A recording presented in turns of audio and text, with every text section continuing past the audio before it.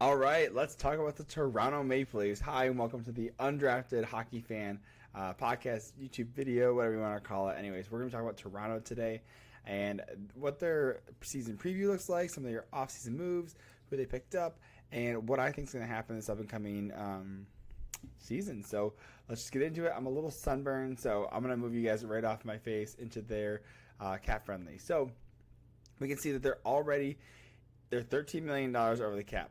If you include their LTIR candidates, which is $10 million, which is Jake Muzzin and Matt Murray, still almost $3 million over the cap. So I honestly don't know what they're going to do with that.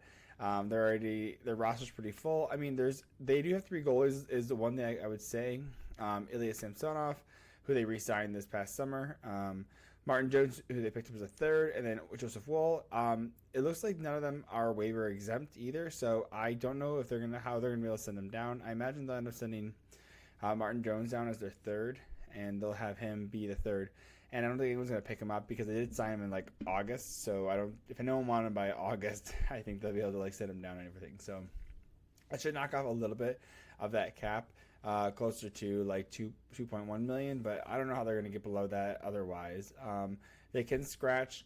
So based on what I calculations though, they could scratch Connor Timmins or send him down. He might get claimed though, and you can send either of these guys down. But then then you only have 11 forwards, so you could play 11 forwards, 7D. But then again, you need to Connor Timmins then as well. So I don't know how they're going to do it, but that's up for Tree Living to figure out and everything. So. Going over the Toronto Maple Leafs, I want to go over some of their what the big things they need to get done, right? So, a couple people they end up picking up. Tyler Bertuzzi, Max Domi was a huge pickup as well. They re-signed David Kampf, and they picked up Ryan Reeves as well. I think these are really exciting. So let's go over a couple of these. Tyler Bertuzzi, monster playoffs with the Bruins. I think he had like 11 points in 7 games, something crazy like that. It was a great first round that he got knocked out of it because Bertuzzi started off with the Red Wings. He got traded from Boston for a first and a fourth round pick. And so they took him and they did not do that well. So Max Domi, and they also picked up Max Domi on a great year, $3 million deal. Again, both of these are 1-year deals. So we could see and we'll go over this later, we could see a very different Toronto Maple Leafs team next year based on all these UFAs. I mean, just look at you have Tyler Bertuzzi and Max Domi, who I expect to be gone. But you could lose William Nylander and Austin Matthews. I doubt you'll lose both. I imagine you'll end up losing William Nylander, but he does have a modified no-trade clause, so he does submit a 10-team no-trade list. So there are 21 other teams he could be sent to, which makes him very valuable. But Austin Matthews has a no-move clause, so I imagine they're going to want him. They're going to figure out a way to sign him. They'll probably get like a $13 to $14 million deal, which is crazy, by the way. So, but the cap is going up, so take that into mind.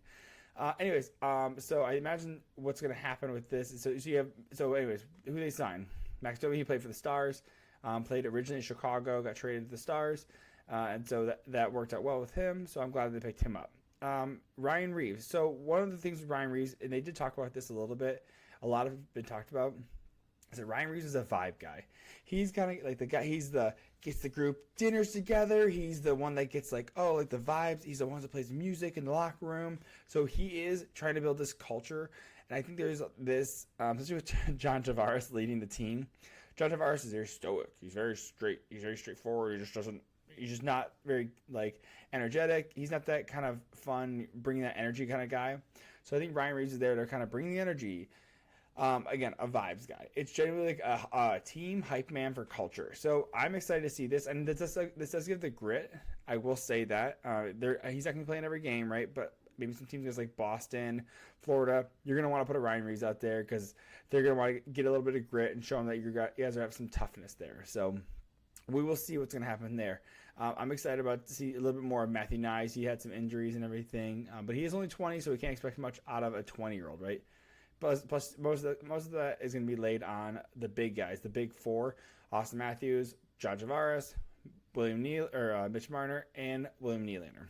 So we're going to be seeing huge years out of those. We better, because huge years meaning the regular season has to be good. I think they need to be first in the division. I think they're able to. Boston's on the decline.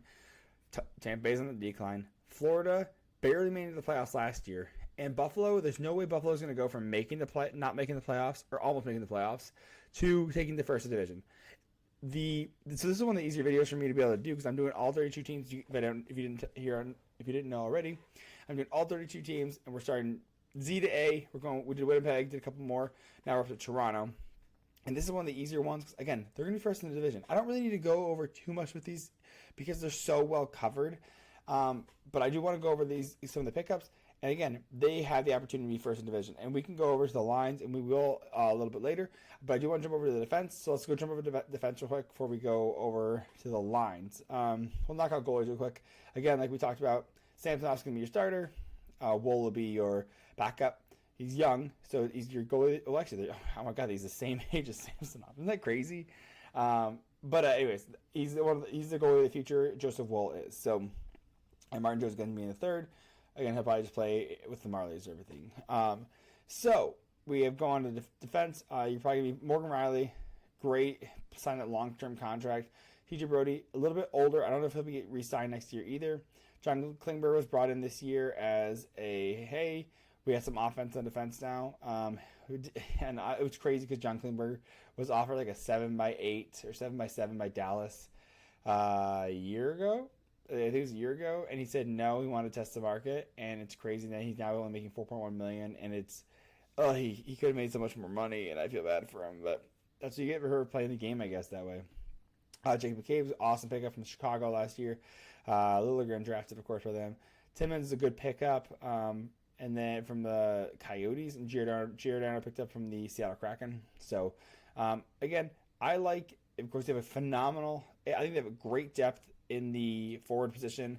I think the defense is okay. But really what you're going to be doing here is you're going to be focusing mostly on offense. You're going to be scoring goals and trying to make pucks go in the net. And then hopefully your goalies are good enough to stop enough shots and enough goals from going in to win games and win playoff games. So, let's jump over to line combinations, okay? So, again, I'm so excited about this, actually. So, of course, you're getting for Austin Matthews and Mitch Marner. And taking that top left spot, by the way, they did lose Michael Bunting, which is a big loss.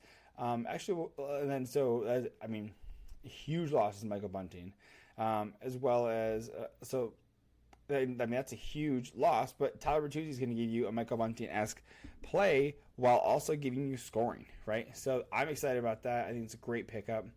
Max Domi going to be playing down there with John Tavares. I think that's huge as well. Again, he's a great second-line player. I think he can give a lot of grit. So, you're adding the grit here, right? If you can see here where the grit's being added, Tyler Bertuzzi, grit first line. Protect Austin Matthews and Mitch Marner. Domi, protecting William Mealer and John Tavares. Nathan Nyes has thrown some hits. He's able to throw some hits, and he has definitely a little bit of grit. Again, he's a young guy, so we got to make sure that he doesn't get hurt, right? Because he does have injury prone. He is injury prone as well. And then Ryan Reeves on that fourth line. Again, more grit. So, great first, second line. Love that. David Compton played a great third line center. Plays really good defensive as well. Penalty kill. I like Kelly Yardcroak. He can fill into the top six if needed. If there's an injury or someone's needs a little bit, kind of get up to speed, he can jump in there, which I'm very excited about that. And Matthew Nyes, honestly, might even see a little bit of. He could be switching Max Domi and getting some of that top six line production, which is exciting. Sam Lafferty, Dylan Gambrell was a good pickup as well. I've been a big fan of him since he was at San Jose. So I think it's a good, nice, cheap pickup. Sam Lafferty, of course, picked up with the Chicago pick, but he can be swapped out for any of the other guys. So if you look at the forwards, you could put him in Pontus Holmberg over there. You could swap him in either way. It's just a fourth line position. So, again, these four are a little bit more swappable. I imagine Ryan Reeves will come out because, again, his age and everything. So you probably don't want to get him too rough. You don't want to play in every game because you don't want him to get hurt, and you want him in there to be able to do the grit. It's probably playing him every 50 games ish. Speaking of playing 50 games, Mark Giordano, again, another older player, still playing very well. But he's just older. He's just an older player, and that's okay.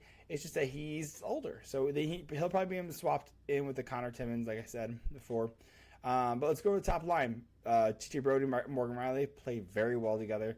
I like that. Morgan Riley's definitely your number one defenseman. TJ Brody, again, a little bit older, but he he may not even sign next year. It was maybe his last year with the Leafs. If he does come back on a cheaper deal, that would be great. Let's see where he's at. $5 million. I mean, if you can get him back, if they're 33 years old, get him for like $3 million or something like that. That would be ideal. You get him like a couple more years. Get him for like a 3x3. I wouldn't mind that. Jake McCabe playing that. Jake McCabe was a great pickup, by the way. He was the main piece in the trade from Chicago. Jake McCabe had great numbers, super great numbers, honestly. And the fact that they give him another year is the reason that they picked him up. So John Klingberg can go be John Klingberg, score a bunch of goals, get a bunch of points. And the reason he's in Toronto is because he's like, hey, I want to score points. I want to put up big numbers so that when Klingberg leaves in the offseason next year, he can say, oh, man, look at how well I did in this team. Give me a big contract. So that is definitely in his plans to do that. So I think it's good for them. And then, of course, Giordano Liljegren struggled to stay in the lineup a little bit, but I think he's got a lot of potential. And again, Mark Giordano playing the defensive position and everything. So let's go down to the goalies. Like we talked about before when we were on the cap-friendly page, Samson's going to be your starter. Wool's going to be your backup, and then again Jones is going to play with the Marlies. So I'm so excited about this. And just to go over some of the losses they had. Again, we mentioned Michael Bunting. Here we have some of the people they end up losing over this offseason and everything. Redeems Zahorna. I'm going to go over some of the bigger players. Luke Shen signing with the Nashville Predators. Jordy Ben is an unrestricted free agent. Carl Dahlstrom. Justin Hall signing with the Detroit Red Wings. Wayne Simmons. Alex Kerfoot signing with the Arizona Coyotes. That's who it was. Eric Gustafson, I think he was with Pittsburgh, I believe. Noel Chari with Pittsburgh. Eric Gustafson, I forget where he is. He's in the East Coast somewhere. And then you got a couple of Eric Shalgren's gone. We're getting signed Reeves. Zach Aston-Reese is gone. Ryan O'Reilly's gone. I mean, these are some pretty big players that they picked up.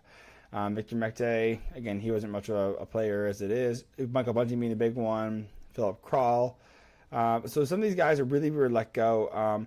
And again, they picked up, they extended Nicholas Abruzzese, and they also signed their 2023 first-round draft pick, Easton Cowan. So hopefully he gets a chance in the next couple of years as well. So let me know what your thoughts are. If you are excited about the Toronto Maple Leafs, I imagine you are. A lot of people are because they have one of the biggest fan bases in hockey. So if you're excited about them, let me know. Comment, hit like, subscribe. Thanks for listening, and let me know if what I've said wrong or what you want to comment on, because a lot of people have a lot of opinions about the Toronto Maple Leafs.